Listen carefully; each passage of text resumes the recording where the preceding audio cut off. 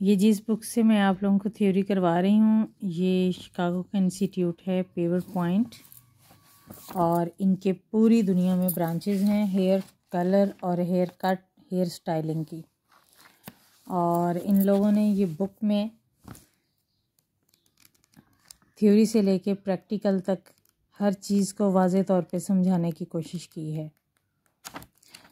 तो पहले पार्ट में मैंने बताया था primary colours, tertiary colours, secondary colours के बारे में। अभी आज का जो टॉपिक होगा हमारा वो टॉपिक है कलर व्हील। कलर व्हील क्या है?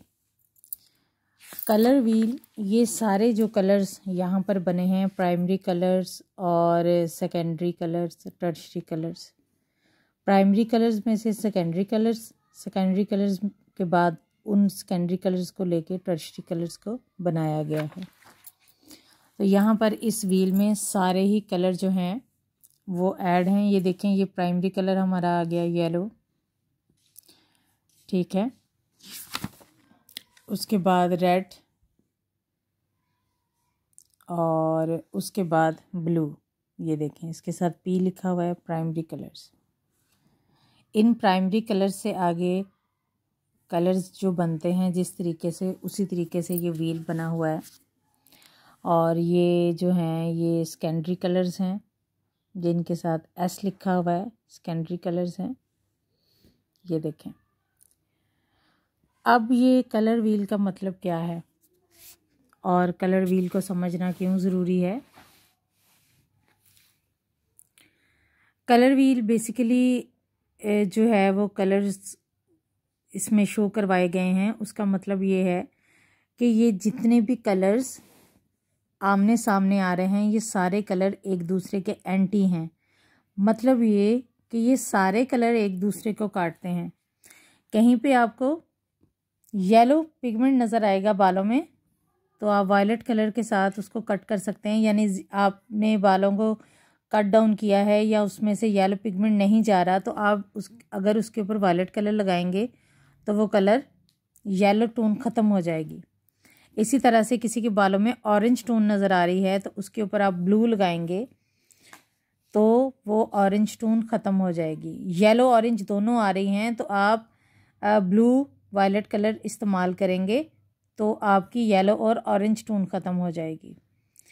इसी तरह से ये जो कलर व्हील है ये सारे कलर्स एक दूसरे को काटते हैं। ये सारे कलर एक दूसरे के एंटी कलर्स हैं। तो जब हम कलर कर रहे होते हैं या कट डाउन करते हैं तो उसमें आने वाले जितने भी अंडर कोट होते हैं वो इन्हीं रंगों में होते हैं। जैसे आपको मेहंदी का जो कलर है वो आपको रेड अंडर कोट में नज़र आएगा तो रेड को ग्रीन कट करेगा। इसी तरह से ये सारे कलर्स आपस में एक दूसरे को कट करते हैं। आप इन कलर्स को लिख लें, इनका स्क्रीनशॉट ले लें और अपनी फ़ाइल बनाएं।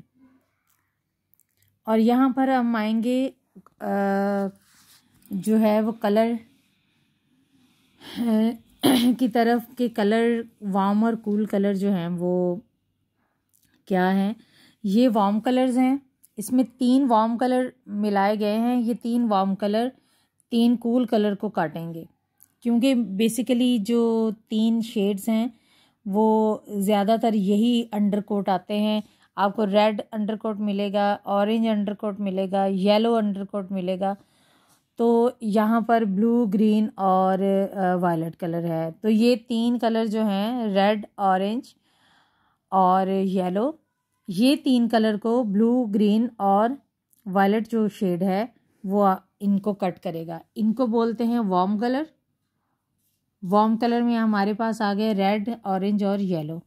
और यहाँ पर कूल कलर्स हैं। कूल कलर में हमारे पास आ गए ब्लू, ग्रीन और वायलेट शेड। ये शेड्स आपस में एक दूसरे को कट भी करेंगे, वार्म एंड कूल कलर्स। इसमें उन्होंने करैक्टर्स ऑफ कलर में बताया है कि सबसे पहले जो है वो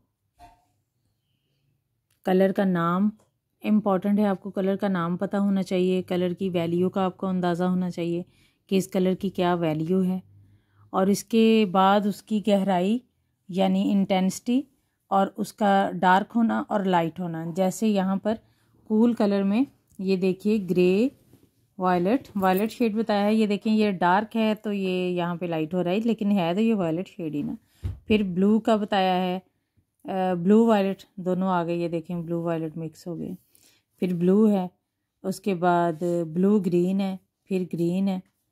ठीक है, ये कूल कलर हैं और यहाँ पे ये वार्म कलर्स हैं।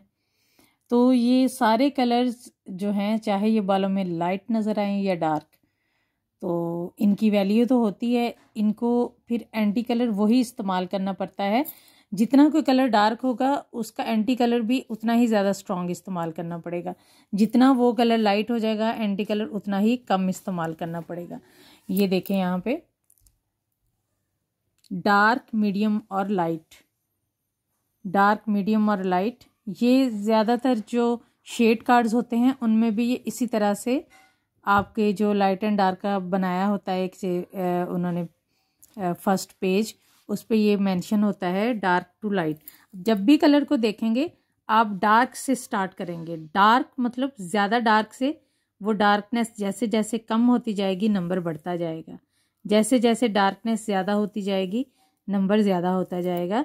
जैसे 1 नंबर पे डार्क आप देखें जो ग्रे है वो डार्क है, और आप अगर 12 नंबर पे देखें वही ग्रे बिल्कुल लाइट ग्रे नज़र आ रहा है।